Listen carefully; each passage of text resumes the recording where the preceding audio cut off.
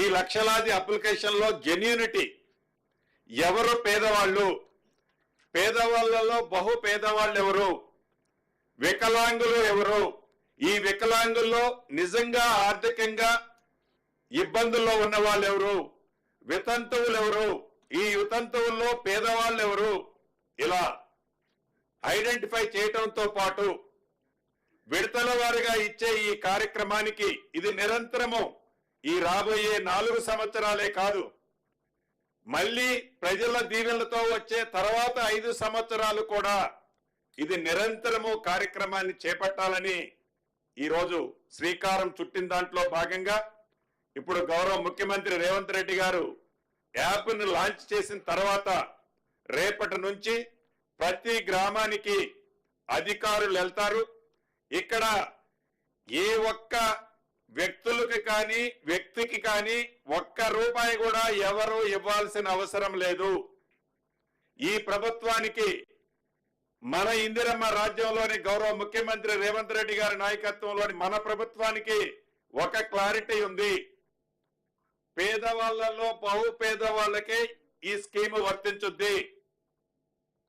నీది ఏ పార్టీ అని అడగరు, గ్రామానికి వెళ్ళి మీది ఏ కులమని అడగరు, మీది ఏ మతమని అడగరు, భవిష్యత్తులో మీరు కాంగ్రెస్ కి ఓటేస్తారా అని కూడా అడగరు. పేదవాళ్ళు అయి ఉంటే చాలు, ఆ పేదవాళ్ళు అర్హులై ఉంటే చాలు.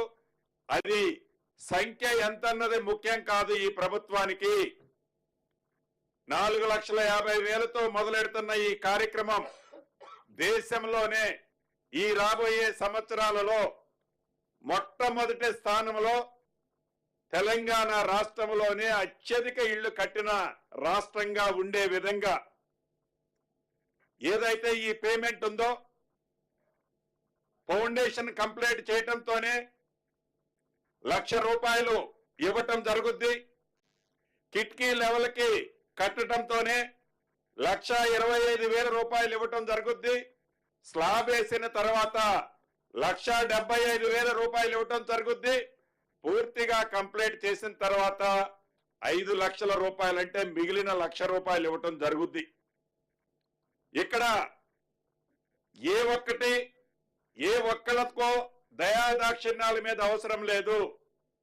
నిష్పక్షపాతంగా ప్రతి గ్రామంలో, ప్రతి డివిజన్లో, ప్రతి వార్డులో చిత్తశుద్ధితో ఈ ప్రభుత్వం ఈ కార్యక్రమాన్ని ఇవ్వాలని అనుకున్నది. అదేవిధంగా ఏదైతే కనీసం 400 చదరపు అడుగులని చెప్పాం, దానికి పైన వారి ఆర్థిక స్తోమతను బట్టి ఎవరైనా ఎక్కువ కట్టుకోవాలన్నా అభ్యంతరం లేదు.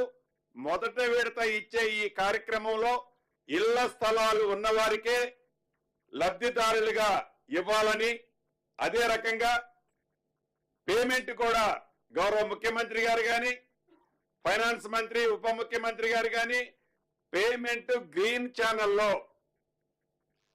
ఏ రకంగానైతే రైతు రుణమాఫీ చేస్తామని చెప్పి గత ప్రభుత్వము ఆర్థిక వ్యవస్థని చిన్నాభిన్నం చేస్తే ధనిక తెలంగాణ రాష్ట్రాన్ని 7,19,000 కోట్ల పైచిలకు అప్పు చేస్తే ఆర్థిక భారమున్న ఏ రకంగా రుణమాఫీ గౌరవ ముఖ్యమంత్రి రేవంత్ రెడ్డి గారి నేతృత్వంలో ఈ ప్రభుత్వం చిత్తశుద్ధితో 21,000 కోట్ల రూపాయల రుణమాఫీ చేయటమే కాకుండా వరి వేస్తే ఉరి అన్న ఆనాటి ప్రభుత్వ ఆలోచనకి భిన్నంగా రైతుల ప్రభుత్వంగా వరి పండిస్తే సన్నవడ్లు పండించిన రైతన్నకి క్వింటాలకి తరుగు లేకుండా క్వింటాలకి 500 బోనస్ ఏ రకంగా ఈ ప్రభుత్వం ఇచ్చిందో అదే పద్ధతిలో ఇందిరమ్మ ఇళ్లకి గ్రీన్ ఛానల్లో ఆర్థికంగా ఇబ్బందులు ఉన్న రాష్ట్ర ప్రభుత్వం తల తాకట్టు పెట్టైనా గౌరవ ముఖ్యమంత్రి రేవంత్ రెడ్డి గారి నాయకత్వంలో ఫైనాన్స్ మంత్రి బట్టి విక్రమార్క గారి సమక్షంలో ఇందిరమ్మ ఇళ్ళు అంటేనే ఇందిరమ్మ ప్రభుత్వం, ఇందిరమ్మ ప్రభుత్వం అంటేనే ఇందిరమ్మ ఇళ్ళు కాబట్టి నిస్సందేహంగా అర్హులైన పేదవాళ్ళందరూ ఈ దీంట్లో లబ్ధి పొందుతారు. తప్పకుండా ఇస్తాం. ఇస్తూ పేమెంట్ కూడా ఎక్కడా మీకు ఇబ్బంది కలగకుండా ఉండే విధంగా ఏర్పాట్లు చేసుకుంటున్నామని కూడా తెలియజేస్తూ మరొక్కసారి రాష్ట్ర వ్యాప్తంగా ఉన్న లబ్ధిదారులందరినీ, కాంగ్రెస్ శ్రేణులందరినీ, పార్టీతో పాటు ప్రభుత్వంతో అనుబంధంగా ఉన్న మిత్రులందరినీ ఒకటే రాష్ట్ర ప్రభుత్వ పక్షాన అభ్యర్థిస్తున్నాను. పేదవాళ్లలో బహు పేదవాళ్లకే మనం ఇవ్వాలి. గత ప్రభుత్వం లాగా అధికారం ఉంది కదా అని పేదవాళ్ళను వదిలేసి ధనికులకి గత ప్రభుత్వం ఎలా ఇచ్చిందో ఇందిరమ్మ ప్రభుత్వం అంటేనే పూర్తి విశ్వాసం, నమ్మకము పేదవాళ్ళ మీద ఉంది కాబట్టి ఆ పేదవాళ్ళకి ఇవ్వాలని ఈ వేదిక ద్వారా రాష్ట్ర వ్యాప్తంగా ఉన్న కుటుంబ సభ్యులకి అప్పీల్ చేస్తూ ఇప్పుడు గౌరవ ఉప ముఖ్యమంత్రి గారు బట్టి విక్రమార్క గారిని మాట్లాడవలసిందిగా కోరుతున్నాను. Thank you very much.